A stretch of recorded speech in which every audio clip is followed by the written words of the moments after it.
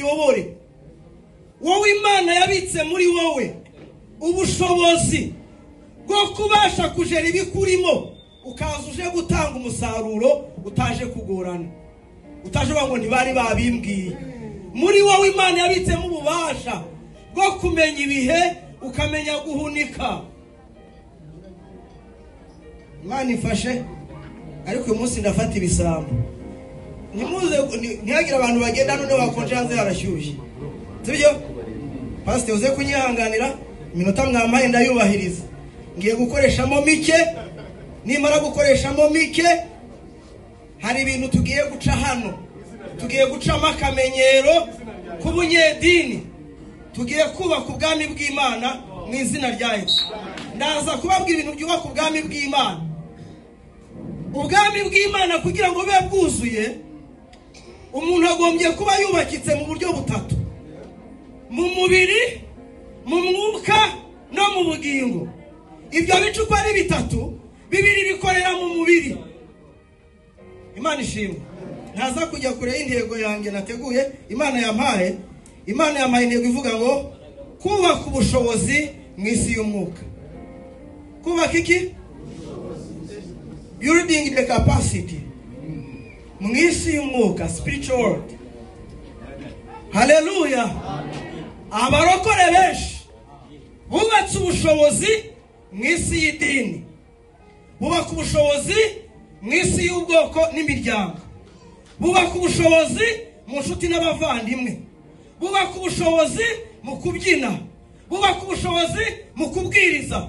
Ariko ibyo byose impamvu bitatanze umusaruro nuko batubatse ubushobozi mu isi y'umwuka, ariho imbaraga z'Imana zikorera.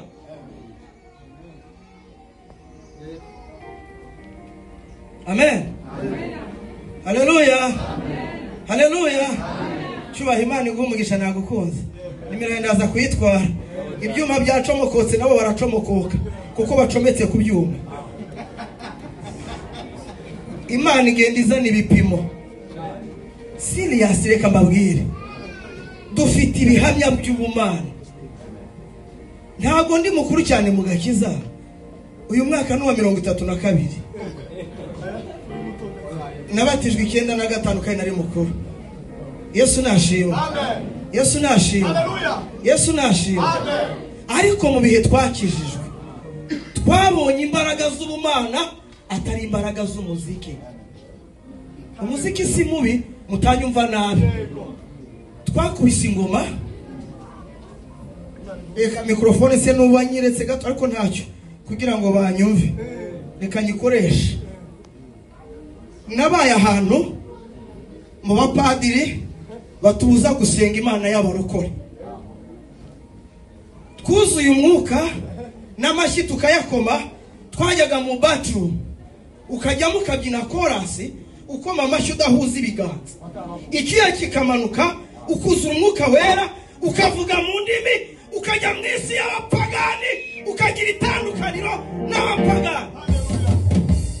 None uyu munsi dufite uburenganzira, inanga ziravuga, ibyuma birakoreshwa, ariko nta gihinduka. Marizo mwegere ngo ni bangaye bahindutse kubera imbyino yawe.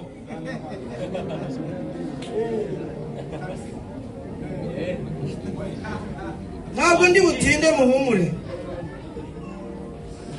Ngiye kubabwira iby'Imana yambwiye. Iyi nyigisho nzayibandikira neza nyohereze pastor, muzayisome. Erega kuvuga cyane siko guhindura abantu. Abantu barumvise ahubwo kumvira nicyo cyagoranye. Passage iri mu Efeso 6:10. Kambaze masome ntabo umupasiteri w'umwana, ariko umwana n'ubundi turabana, y'umwuka yaje tubabana. Iyo uri umugabo mu rugo ukanga kuba umwana mu bana bawe, Imana ntikuyoborera urugo. Uri ngo nyinshi impamvu zananiranye nuko abagabo banze kuba abana b'Imana. Halo. Nta bagabo babiri mu rugo. Niba ushaka ko Imana iba umugabo mu rugo rwawe, umwana mu bana, ko Imana itagira abuzukuru se. Hello. Haleluya. Haleluya. Nawe ukurikiza amabwiriza y'umwana kugira ngo Imana igukorere. Nk'ibyo ukorera abandi bana. sinaje mwivuga butumwa mvuye Michigan. Ubu ibyiwanjye kugira ngo bigende neza, nemeye kuba umwana kugira ngo Imana isigare mu rugo. Ndamutse ngifite icyoro cy'umugabo ntabwo yaza kuhasigara. Yaravuze ngo icyoro cyanjye sinzagihundi, sinzanagira ibishushanyo bibajwe. Imana ishimwe, Imana ishimwe. Amen. Abantu benshi bubatse mu isi y'amarangamutima bayitiranya n'umwuka. Niyo mpamvu nta mpinduka zigaragara mu isi y'umwuka. Hello? Uwakoma ingoma, umuntu wese ufite injyana cyane ko turi abakongomani yanyeganyega. Muri Kongo none se ko bakubitamo za karibuso mukanyeganyega kandi muri abarokore. Nuko mwubatse mu marangamutima, mutubatse mu isi y'umwuka. Indirimbo z'Imana zirakubita ntunyeganyege. Haza za ndirimbo za ba Meddy n'abandi baba star, ukanyeganya ugasanga niyagenda yumva mu modoka kandi ari umukristo. Nuko tubatse neza mu isi y'umwuka. Kandi yaza hano agatera n'ikorasa akabivana. Tumayini ntafite indirimbo abahinduriye benshi. Arewe. Amen. Nyamushika afite indirimbo nziza mba ndi kuzumva. Izo ngizo mukwiye kuzibona. Hari ikintu uriko nabagaye muri Amerika. Kuza mu iteraniro ringana gutya nta kamera mufite, wenda ndava hano fe ubutumwa busigare muri mwe nta bandi mububwiye. Kandi ujya kubuvuga nkuko ndi kubuvuga hari ibyo uri busige kuko atari we wabivuze. Hano harimo ibisambo. Hano harimo ibisambo. Ejo niryo jambo Imana yambwiye nkigera. Hano harimo ibisambo. Harimo ibisambo bikora bikima Imana, bikayitega ibiganza biyisaba. Nimuntegere naritegeye, narabibabwiye. Sinzabasabatike napfanze ivuga butumwa yo kuza hano. Bisambo se byayo bigoye bisigara bikuvuga. Ariko Imana igi binyaga ikaguha bigasigara bikuvuga ariko wana yatwaye. Imana yabiri bunyemurira ikibazo n'inyaga igisambo. Imana ibarinde kuba ibisambo. Aravuga ngo ibisigaye mukomerere mu mwami no mu mbaraga z'ubushobozi bwe bwinshi. Iyo bavuze ibisigaye hari biba byabanje. Ndi hano kuva kwa gatanu nijoro, ndava hano saa sita za nijoro.